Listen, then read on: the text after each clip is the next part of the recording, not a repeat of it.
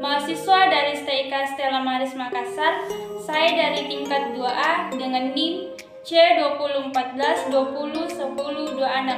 Di sini saya akan memaparkan materi tentang penyakit kanker mulut. Oke teman-teman, di sini saya akan menjelaskan apa yang dimaksud dengan kanker mulut, penyebab dari kanker mulut, tanda dan gejala, pengobatan dari kanker mulut, serta pencegahannya. Oke teman-teman, yang pertama kita akan membahas tentang pengertian dari kanker mulut. Kanker mulut adalah sejenis kanker yang tumbuh di sekitar mulut dan dapat berkembang dalam setiap bagian dari rongga mulut dan orofaring. Sebagian besar kanker mulut dimulai di lidah dan di dasar mulut. Bila kanker mulut menyebar atau bermetastasis, biasanya perjalanan melalui sistem limfatik. Sel-sel kanker sering muncul pertama pada kelenjar getah bening terdekat di leher. Sel-sel kanker juga dapat menyebar ke bagian lain dari leher, paru-paru, dan bagian tubuh lainnya. Tumor baru yang tersebar tersebut memiliki sel yang sama dengan tumor primer. Misalnya, jika kanker mulut menyebar ke paru-paru, sel-sel kanker di paru-paru merupakan sel kanker mulut. Penyakit ini merupakan metastasis kanker mulut, bukan kanker paru-paru.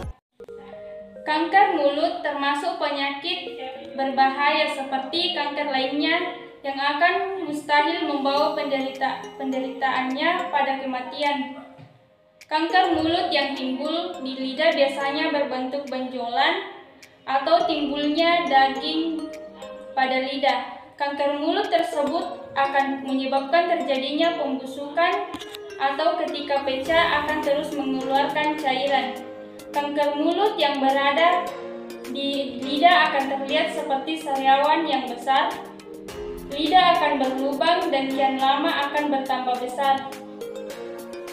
Sedangkan kanker mulut yang ada di gusi dapat dideteksi saat gusi membesar dan pipi menjadi bengkak. Oke teman-teman, kita akan lanjut ke bagian yang kedua, yaitu penyebab dari kanker mulut. Terdapat banyak faktor resiko yang dapat menyebabkan kanker mulut. Berdasarkan beberapa penelitian, terdapat faktor-faktor risiko tertentu yang dapat menyebabkan kanker mulut. Di antara lain, mengkonsumsi rokok atau tembakau, minuman beralkohol, perilaku seksual atau oral seks, terlalu sering terkena sinar matahari di bibir, riwayat kanker kepala dan leher, pengobatan radiasi pada area kepala dan leher, serta kurangnya konsumsi vitamin A dan C.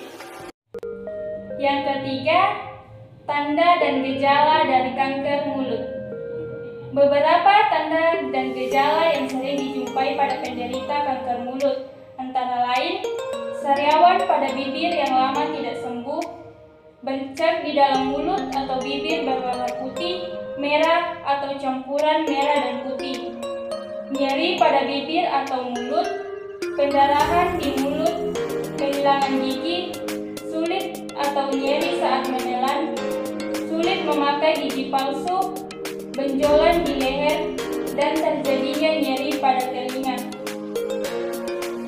Tapi tidak semua dari gejala di atas merupakan gejala kanker. Terkadang infeksi juga dapat menyebabkan gejala seperti yang sudah saya jelaskan.